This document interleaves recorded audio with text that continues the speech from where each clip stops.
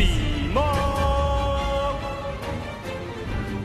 What's going on, guys? It's Cimo. So today I'm bringing to you a meta-analysis for the July 2020 format. Now, not a lot has changed since the previous month, at least for the first few weeks of July. However, I want to first give you guys an update on what the top decks are and what the structure of those decks is looking like. And also, we are going to be getting some changes towards the end of the month with some of the new products that are going to be released, like Battles of Legend Armageddon. So that way, as we trend towards the later part of the month, we can know what to expect. So without further ado, let's go ahead and get right into it. The reason I'm bringing you guys this meta-analysis today is because Frozen Card Gaming had a 175-ish person tournament that's online, and by online standards, that's pretty good. There's some pretty top players in there as well, so I figured this was a pretty good measure to go by in terms of getting some data for this video. So here is the overall breakdown from that event. As you can see, we had Adamancipator as well as Synchro Eldlich taking up about 20% of the field each, followed up shortly thereafter by decks such as Invoked, which I thought was rather interesting, but also some of the usual offenders as well, such as Dragon Link making a huge resurgence.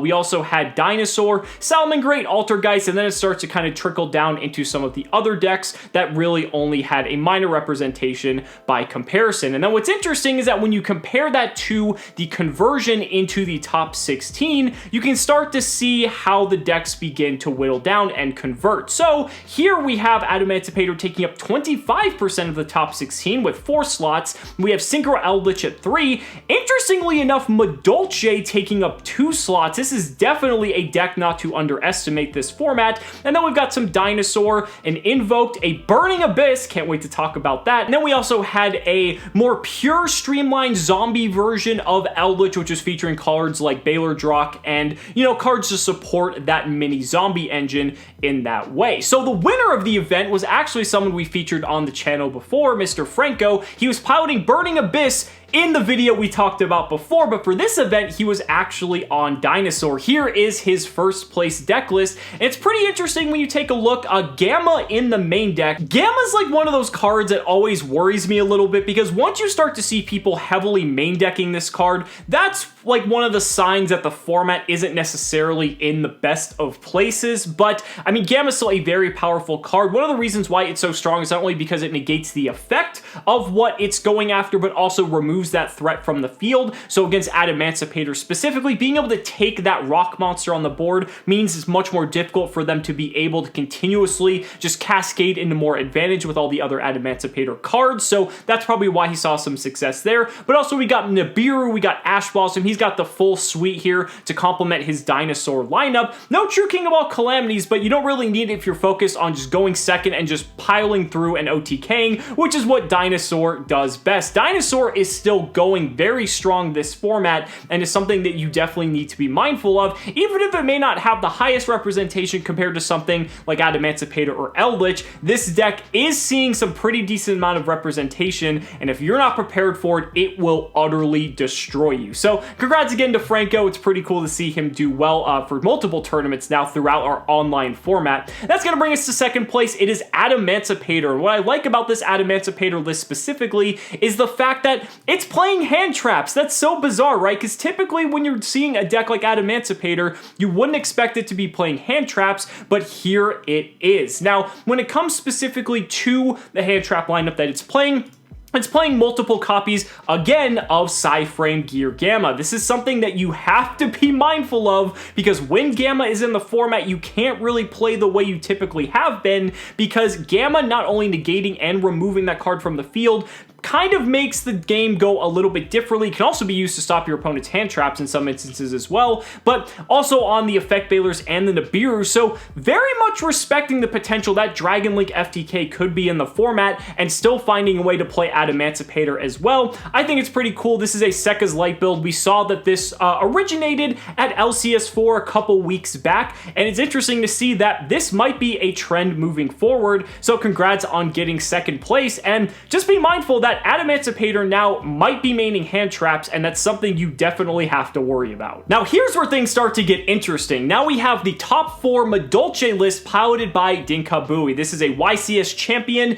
a well-known duelist throughout Europe, and man, this list looks sweet. So Madolche is this interesting deck that got some support out of Eternity Code, being Madolche Salon, also Madolche Promenade as well, and this allows the deck to get an additional normal summon and kind of just combo off even further, while also having the trap card be a effect negation for the archetype that is searchable. So that's pretty cool. The deck going first doesn't necessarily put up a very imposing board, but it's very difficult to out, and then if you're able to survive a turn, then you can just turn everything forward and just go in and OTK most of the time. What's nice too is that any way to get to Madolche essentially represents an OTK with this deck, and that is very, very devastating. Surprisingly, with this build, there aren't really many hand traps. I see the Nibiru's and the Impermanence, but kind of low, but it is a combo deck, so that is something to keep in mind. We're gonna see another Madolche list a little bit later on that does focus more on the hand traps, but Dinosaur decided to take a more controlling approach with cards like Cosmic Cyclone and the Gozen match, just to make sure that he kind of has his own grip on the game and can do what he wants, and that was how he was able to get to top 4. So this is pretty sweet. Anyone looking to pick up Madolche, this might be the route to go. We also do have the hand trap version as well, so I figured I will go ahead and show that too. Again, when you look at this hand trap version of the deck, there's what, like 9, 12 hand traps? I mean, you've got Ash Blossom, Effect Veiler, Phantasme, you've got Impermanence. Phantasme is pretty sweet for this deck if you're just wanting to get to the combo pieces you need and maybe resolve that one card OTK with Madolche, so that's pretty nice. But again, 2 different ways you could go and build the deck. This one did, I believe, only get to top 16, but nonetheless, I think it's cool to see 2 different approaches on the same deck, and we might be seeing more of Madolche in the future. Next up, I've got Synchro Eldlich. I don't want to spend too much time talking about this because for the most part, we know what Synchro Eldlich is. It's been like this for the past several months. If you want more information, you can check out the other videos I've done on Synchro Eldlich, but one thing, again, to note, Gamma in the side deck, so even though it's not in the main, it is making an appearance in the side. Also, main deck Ghost Ogre is rather interesting. This might be a check potentially for the Dragon Link FTK, or maybe just in general, Ghost Ogre doesn't seem like to be the worst. Again, removing the threat from the field is very powerful. So again, Ghost Ogre popping its head up in the format. I know some people don't really necessarily respect it at the moment, so just bear in mind Ghost Ogre is appearing with Gamma. And speaking of Dragon Link, oh boy, Dragon Link is still here to stay. Now, first up is a 60 card list that I believe made top 8.